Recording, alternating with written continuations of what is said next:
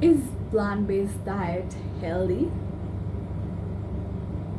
I get asked a lot about this, literally a lot, because there are a lot of people who prefer the veggie diet. And I'm not saying that the veggie diet is evil, but what I'm going to tell you is going to shock you.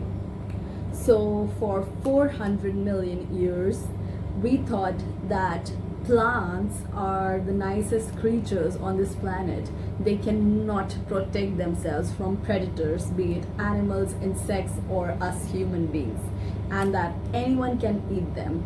Until recently, when there are researchers that found out that plants produce toxins that help them to protect themselves. Yes, they produce toxins to avoid being eaten by their predators. And these toxins are called lectins. You must have heard of this famous term called gluten. Let me tell you that gluten is also one of the many lectins found in plants. Yes, gluten is a lectin. So, having said that, plants have this defense mechanism wherein they want their predator to either they want to harm their predator or they want to avoid their predator from eating them.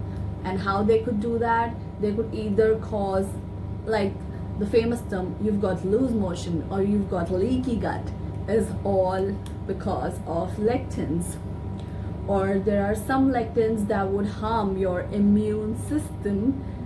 Yes, they do that so that you don't eat that particular thing. Like we all famously say, I don't eat green beans, or I don't eat this because it caused my stomach to get upset.